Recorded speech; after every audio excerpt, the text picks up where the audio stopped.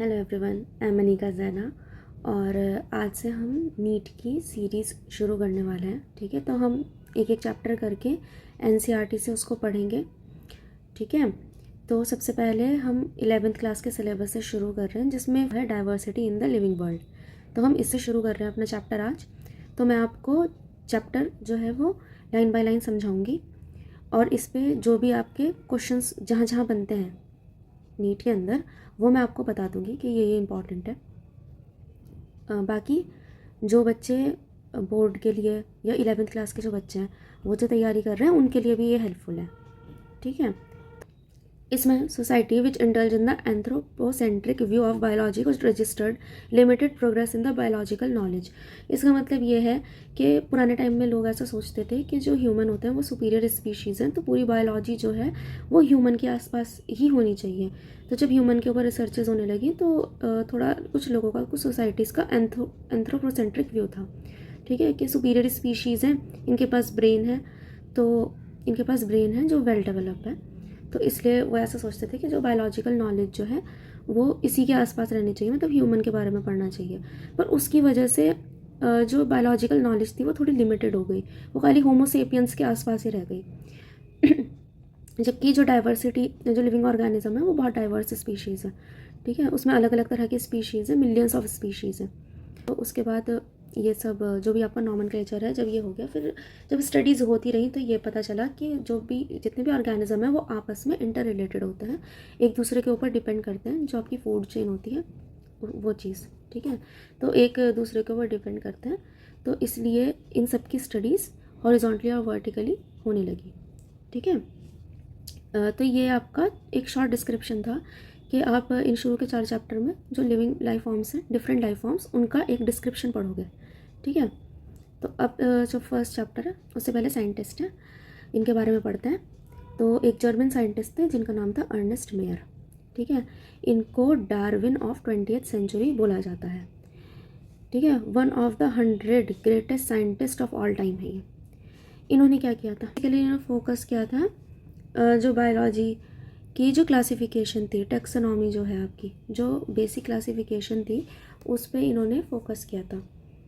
और जो ओरिजिन था स्पीशीज़ का और डाइवर्सिटी जो थी, जो इवोल्यूशन हुआ, ठीक है, कि पहले स्पीशीज़ कैसी थी और उसके बाद वो चेंज होती चली गई। जैसे जिराफ की नेक वाला एग्जांपल है। पहले जिराफ की जो नेक थी वो इतनी लंबी नहीं हुआ करती थी, तो जैसे जैसे टाइम बीती तो वो इवॉल्व हुए। ठीक है, इन्वायरमेंट के हिसाब से वो इवॉल्व होते चले गए, जैसे जैसे बढ़ते रहा टाइम वैसे। तो इन्होंने वो इवोल्यूशन के बारे में कि स्पीशीज़ कैसे कैसे इवॉल्व करी, उसके बारे में इन्होंने स्टडी की थी और काफ़ी डिस्क्रिप्शन भी किया था, इसलिए इनको डार्विन ऑफ 20th सेंचुरी बोला जाता है। उसके बाद कुछ साइंटिस्ट हैं, जैसे फादर ऑफ बायोलॉजी बोला जाता है एरिस्टोटल को, फादर ऑफ बॉटनी बोला जाता है थियोफ्रेटस को, फादर ऑफ साइटोलॉजी बोला जाता है रॉबर्ट हुक को, फादर ऑफ टेक्सोनॉमी बोला जाता है कैरलस लिनियस को, और फादर ऑफ न्यू टेक्सोनॉमी बोला जाता है जूलियन हक्सले को। ठीक है, तो ये साइंटिस्ट जो इन पे क्वेश्चन आते हैं, तो आप इसको एक बार पढ़ के याद कर लो। ठीक है, या फिर किसी पेपर पे लिखकर आप अपने सामने लगा लो, ताकि आप सुबह उठ के इसको एक बार पढ़ते रहो तो ये थोड़ा याद रहता है। ठीक है, बार बार पढ़ते हुए भी याद हो जाता है। अब हम शुरू करेंगे चैप्टर 1 द लिविंग वर्ल्ड। तो जो ये शुरू का जो आपका पैराग्राफ है ये वाला, इसके अंदर ऐसा कुछ बताया नहीं है ख़ास। ठीक है, ना ही इस पर से कोई क्वेश्चन बनता है। बस यहाँ पर इन्होंने ये बोला है कि डिफरेंट तरह की स्पीशीज़ होती हैं, जो cold mountain, deciduous forest, ocean, fresh water, desert, hot spring. ठीक है, इन सब जगह पे आपको कोई ना कोई स्पीशीज़ मिल जाएगी, लिविंग स्पीशीज़। ठीक है, और कुछ हमारी जो स्पीशीज़ हैं वो नेचर की ब्यूटी को भी डिफ़ाइन करती हैं, जैसे माइग्रेटरी बर्ड देखने को मिलती हैं आपको, वैली ऑफ फ्लावर्स देखने को मिलती हैं, अटैकिंग शार्क्स देखने को मिल जाती हैं आपको। ठीक है, तो इससे आपको पता चलता है कि कितने ज़्यादा लिविंग ऑर्गेनिज्म हमारे आसपास रहते हैं और वो कितने ज़्यादा दिखने में अमेजिंग है। ठीक है, the diversity in the living organism. तो इसमें हम देखते हैं कि अलग अलग तरह के लिविंग ऑर्गेनिज्म हैं, अलग अलग वैरायटी के। तो आपका जो प्लांट है, इंसेक्ट है, बर्ड है, ये आपके लिविंग ऑर्गेनिज्म है जिन्हें आप देख सकते हैं, बट आपके जो बैक्टीरिया हैं, ठीक है, वो इतने ज़्यादा छोटे होते हैं कि वो आपको नेक्ड आई से दिखाई नहीं देते, पर वो भी लिविंग ऑर्गेनिज्म है और वो भी आपके आसपास हैं, ठीक है। तो ऐसा नहीं है कि हम उनको इग्नोर कर देंगे, उनको वो लिविंग ऑर्गेनिज्म है तो हम उनके बारे में भी पढ़ते हैं। अगर आप देखोगे अपने एरिया में आसपास, अगर आप देखोगे तो आपको वेरियस तरह के ऑर्गेनिज्म, ठीक है, और वैरायटी ऑफ ऑर्गेनिज्म देखने को मिलेंगे। और अगर आप किसी डेंस फॉरेस्ट में जाते हैं तो आपको वहाँ पे और भी ज़्यादा नंबर में लिविंग ऑर्गेनिजम्स देखने को मिलेंगे, ठीक है। जो नंबर ऑफ़ स्पीशीज़ नोन है, ठीक है, वो 1.7 से 8 बिलियन स्पीशीज़ नोन है अभी तक, ठीक है। यहाँ से क्वेश्चन आ सकता है, दिस रिफर्स टू बायोडाइवर्सिटी और the number of type of organism present of earth. Biodiversity क्या होता है? Number of organism that are present on the earth, उसे हम क्या बोलते हैं? बायोडाइवर्सिटी। जितने भी लिविंग ऑर्गेनिज्म अर्थ पे प्रेजेंट है, चाहे वो प्लांट हो, एनिमल हो, चाहे बैक्टीरिया हो, ठीक है, तो वो सब क्या है? बायोडाइवर्सिटी के अंदर हम उनको काउंट करेंगे। तो millions of plants and animals हैं वर्ल्ड के अंदर, ठीक है, और इनके लोकल नेम्स भी हैं, मतलब अलग अलग जगह पे अलग अलग नाम है हर स्पीशीज़ का, ठीक है। तो हम ऐसे तो हम किसी चीज़ को रिकॉग्नाइज़ ही नहीं कर पाएंगे, ठीक है, हम जहाँ भी जाएंगे हर चीज़ का एक अलग नाम होगा तो हम कंफ्यूज होंगे। तो इसलिए साइंटिस्ट ने क्या करा, डिसाइड करा कि हम एक नॉमेनक्लेचर बनाएंगे और एक नाम देंगे हर स्पीशीज़ को, कि वो स्पीशीज़ उस नाम से, एक साइंटिफिक नेम जिससे वो स्पीशीज़ पहचानी जाएगी सारी दुनिया में। और जो डॉक्यूमेंटेशन होती है, डॉक्यूमेंट्स बनते हैं, उसके अंदर भी साइंटिफिक नेम्स को यूज़ किया जाता है ताकि कन्फ्यूजन क्रिएट ना हो, ठीक है। तो नॉमेनक्लेचर के बारे में फिर डिसाइड हुआ। तो नॉमेनक्लेचर एक तरह की नेमिंग होती है, ठीक है, ऑर्गेनिज्म की। हम नेमिंग क्यों करते हैं? हम आइडेंटिफिकेशन के लिए नेमिंग करते हैं। जैसे आप लोग हो, ठीक है, आपका अपना एक नाम है, वो आपकी आइडेंटिटी है। अगर आपका नाम नहीं होगा तो आप वो पहचानेंगे कैसे, ठीक है। तो हम नाम क्यों रखते हैं किसी का? आइडेंटिफिकेशन के लिए, कि वो उस नाम से जाना जाए। तो आइडेंटिफिकेशन करने के लिए साइंटिस्ट जो थे उन्होंने नंबर ऑफ़ प्रोसीजर डिसाइड करे, ठीक है, ताकि वो अलग अलग स्पीशीज़ का नाम रख सकें। फिर इसको फर्दर डिवीज़न किया गया प्लांट्स और एनिमल का अलग अलग नाम रखने के लिए। तो पहले एक ऑर्गेनाइजेशन बनाई गई, सबसे पहले international code for botanical nomenclature, ठीक है। तो इसमें जितने भी प्लांट्स थे उनके बारे में, जितने भी प्लांट हैं, फंगाई या एल्गी हैं, उन सबको इसी से क्लासीफाई किया गया, ठीक है। और जो बाकी एनिमल्स थे आपके, उनको international code of zoological nomenclature से क्लासीफाई किया, ठीक है। जितने भी एनिमल हैं उनका क्लासिफिकेशन आपको इसमें मिलेगा, और जितने भी प्लांट्स हैं उनके नेम का बेसिक डिस्क्रिप्शन जो है, साइंटिफिक नेम जो है सब स्पीशीज़ के जो इस टाइम पे अर्थ पे प्रेजेंट है या नोन है, ठीक है, जिनको हमने ढूंढ लिया है, उनके नाम जो है प्लांट का, वो आपको इसमें मिलेगा। एक बैक्टीरिया के लिए भी होती है, ठीक है, उसको बोलते हैं ICNB, ठीक है। ये होता है international code of nomenclature for bacteria, ठीक है, ये ICNB है। इसके अंदर बैक्टीरिया के बारे में डिस्क्राइब किया गया है। तो हम क्या करते हैं, जब हम कोई भी साइंटिफिक नेम रखते हैं किसी भी स्पीशीज़ का, ठीक है, तो उसके हम दो कंपोनेंट लेते हैं, एक होता है जेनेरिक नेम और एक होता है स्पेसिफिक एपिथेट, ठीक है। तो ये इसको बोला जाता है बायनॉमियल नॉमेनक्लेचर। तो बायनॉमियल नॉमेनक्लेचर किसने दिया था? कैरोलस लीनियस ने, ठीक है। जो कैरोलस लीनियस थे उन्होंने बायनॉमियल नॉमेनक्लेचर को दिया था, जिसके अंदर जो स्पीशीज़ है वो दो नाम से मिलके बना होगा। पहला वाला जो होगा वो जेनेरिक नेम होता है, जेनरा का नेम, और जो पीछे वाला होता है वो स्पेसिफिक एपिथेट होता है, स्पीशीज़ का नेम, ठीक है। जैसे एग्जांपल है मैग्नीफेरा इंडिका, ठीक है। तो इसके अंदर जो आपका मैग्नीफेरा है, ठीक है, वो जीनस बताता है, और जो इंडिका है वो एक पर्टिकुलर स्पीशीज़ बताता है उस मैंगो की, ठीक है। तो ये आपको एग्जाम्पल के फॉर्म में पूछा जाता है, ठीक है। यहाँ से इससे भी क्वेश्चन बनता है, और इससे भी क्वेश्चन बनता है, यहाँ से भी क्वेश्चन आता है और यहाँ से भी क्वेश्चन आता है, ठीक है। इन सब जगह से क्वेश्चन बनता है। आपकी ये जो लाइंस है इसको स्टेटमेंट फॉर्म में पूछा जाता है, ठीक है। आपको स्टेटमेंट दे देंगे 4, इसमें से पूछेंगे करेक्ट कौन सी है या इनकरेक्ट कौन सी है, ठीक है। तो इसको ध्यान से पढ़ेंगे। Biological names are generally in Latin. जितने भी बायोलॉजिकल नेम हैं उनको बेसिकली लैटिन लैंग्वेजेस में लिखा गया है, ठीक है। और जब भी हम वो लिखे जाते हैं तो उनको इटैलिक्स फॉन्ट में लिखा जाता है, ये इटैलिक फॉन्ट है, ठीक है। They are Latinized and derive from the Latin irrespective of their origin. भले ही वो कहीं से भी ओरिजिनेट हुए हों, ठीक है, बट उसको लैटिनाइज्ड किया गया है, ठीक है। उसका नाम लैटिन में ही रखा गया है, भले ही वो कहीं भी मिले हों, ठीक है। कोई स्पीशीज़ है तो सिर्फ इंडिया में ही मिलती है, पर उसका जो नाम है वो लैटिन में ही रखा जाएगा अगर क्लासिफिकेशन ICBN और ICZN के अंडर की गई है तो, ठीक है। तो first word of biological name जो होता है वो जीनस बताता है और सेकंड कंपोनेंट स्पीशीज़ बताता है, ठीक है। जो बायोलॉजिकल नेम है, ठीक है, अगर आप उसको हाथ से लिख रहे हो, जो साइंटिफिक नेम है स्पीशीज़ का वो आप नाम से उसको आप हैंड रिटन लिख रहे हो तो आप इटैलिक में तो नहीं लिख पाओगे, ठीक है। तो अगर आप इटैलिक में नहीं लिख रहे हो, रनिंग हैंड में लिख रहे हो तो उसको अंडरलाइन करते हैं, ठीक है। जब भी हम रनिंग हैंड में कोई भी नेम लिखते हैं तो उसको हम अंडरलाइन करेंगे। उसके बाद है the first word denoting the genus start with the capital letter, ठीक है।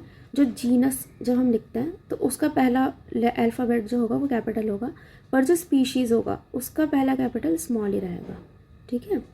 स्पेसिफिक एपिथेट जो होता है उसका स्मॉल लेटर रहता है, पर जो आपका जीनस होता है उसका कैपिटल लेटर रहता है।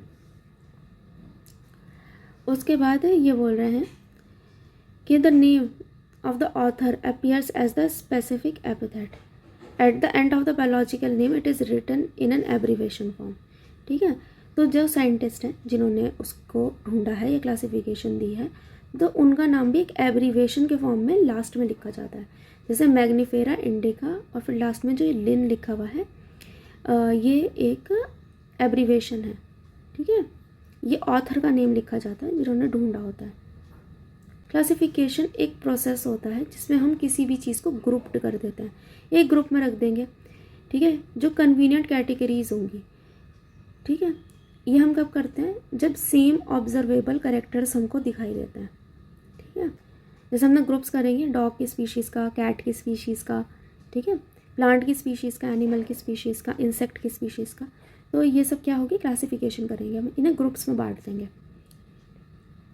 उसके बाद है जैसे अगर कोई बोलेगा डॉग, ठीक है, तो वो किसी भी ब्रीड का होगा तो या किसी भी स्पीशीज़ का होगा तो आप उसको डॉग ही बोलोगे, ठीक है। या फिर जैसे आपका मैमल्स हैं, ठीक है, तो मैमल में जो भी बर्थ देते हैं अपने यंग वंस को वो सब मैमल्स होते हैं, ठीक है, या जिनकी भी मैमली ग्लैंड जो होती है वो डेवलप होती है उनको भी मैमल्स बोला जाता है। तो मैमल्स जो होते हैं, जब मैमल वर्ड बोला जाएगा आपको तो जितने भी एनिमल, ठीक है, चाहे वो ह्यूमन ही क्यों ना हो, क्योंकि वो बर्थ देते हैं अपने यंग वंस को तो उनको मैमल्स ही बोला जाएगा, तो उनको उसी ग्रुप में रखा जाएगा। तो इस तरह से क्लासिफिकेशन की जाती है। तो जैसे आपका जो भी साइंटिफिक टर्म है, ठीक है, कैटेगरीज के लिए उसे टैक्सा बोलते हैं, ठीक है। जैसे प्लांट भी एक टैक्सा है, वीट भी एक टैक्सा है, डॉग भी एक टैक्सा है, ठीक है, मतलब जो ग्रुप का नेम होता है वो टैक्सा होता है। टैक्सा बेसिकली ग्रुप नेम होता है, ठीक है, कि आपने किसके अंडर उसे क्लासीफाई किया है, ठीक है। प्लांट भी टैक्सा होता है, एनिमल, मैमल, डॉग, ये सब टैक्सा है, ठीक है, एक ग्रुप का नाम है ये, तो इनको टैक्सा बोलते हैं। और जिसमें इनके बारे में क्लासिफिकेशन किया जाता है, ठीक है, उस प्रोसेस को टैक्सोनॉमी बोलते हैं, ठीक है, जहाँ पे इनके बारे में डिस्क्रिप्शन दिया गया है या इनको क्लासीफाई किया गया है उसको हम बोलते हैं टैक्सोनॉमी।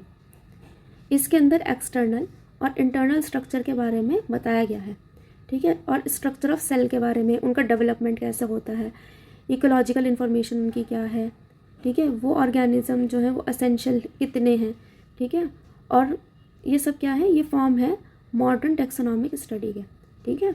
इसमें आपको क्या पता चलता है, सेल, ठीक है, इंटरनल और एक्सटर्नल स्ट्रक्चर, जो सेल किस सेल से क्या क्या सेल है उनकी बॉडी के अंदर, ठीक है, ये सेलुलर स्ट्रक्चर क्या है उसका, और उसका जो ऑर्गेनिज्म है उसकी इकोलॉजिकल इन्फॉर्मेशन कि वो पहले कैसा था, अब कैसे इवॉल्व होके कैसा हुआ है, ठीक है, तो वो सारी इन्फॉर्मेशन कैसे रहते हैं, ठीक है, और वो कितना एसेंशियल फॉर्म ऑफ लाइफ है, ठीक है, हमारे लिए कितना एसेंशियल है। वैसे तो सभी लाइफ फॉर्म बहुत एसेंशियल होती है, ठीक है, पर उसको किसी अलग डिजीज़ को क्योर करने के लिए कुछ उसकी बॉडी में ऐसा एलिमेंट है कि नहीं, ठीक है, उन सब चीज़ों की स्टडी करने के लिए ये देखा जाता है वो कितना एसेंशियल है, ठीक है। तो हम इसमें कैरेक्टराइजेशन करते हैं, आइडेंटिफिकेशन करते हैं, क्लासिफिकेशन करते हैं और नॉमेनक्लेचर के यूज़ करके, ठीक है, एक बेसिक टेक्सोनॉमिक का स्ट्रक्चर है ये। इसको यूज़ करके हम कोई भी स्पीशीज़ को आइडेंटिफाई करते हैं। क्या क्या है उसमें, कैरेक्टराइजेशन है, आइडेंटिफिकेशन है, क्लासिफिकेशन है और नॉमेनक्लेचर है, ठीक है। इन सबको आप ऐसा बोल दो कि ये पिलर्स हैं टैक्सोनॉमी के, इन सबको स्टडी किया जाएगा और उसके बेसिस पे, इन चारों के बेसिस पे उसका नाम रखा जाएगा। टैक्सोनॉमी के बारे में ये बोल रहे हैं कि टैक्सोनॉमी कोई नई चीज़ नहीं है और ह्यूमन बींग्स जो हैं वो हमेशा से ही इंटरेस्टेड रहे हैं टैक्सोनॉमी के बारे में जानने के, मतलब अलग अलग स्पीशीज़ को ढूंढने में इंटरेस्टेड रहे हैं हमेशा से ही ह्यूमन, ठीक है।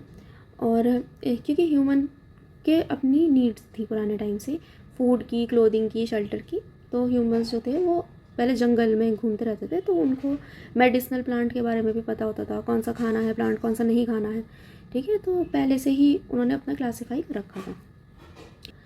तो जो ह्यूमन बींग्स थे वो पुराने टाइम से जो डाइवर्सिटी है, ठीक है, जितने भी लिविंग ऑर्गेनिज्म है उन्हें जानने में काफ़ी इंटरेस्ट लेते थे, ठीक है, और वो कैसे रिलेटेड है एक दूसरे से उस चीज़ में भी।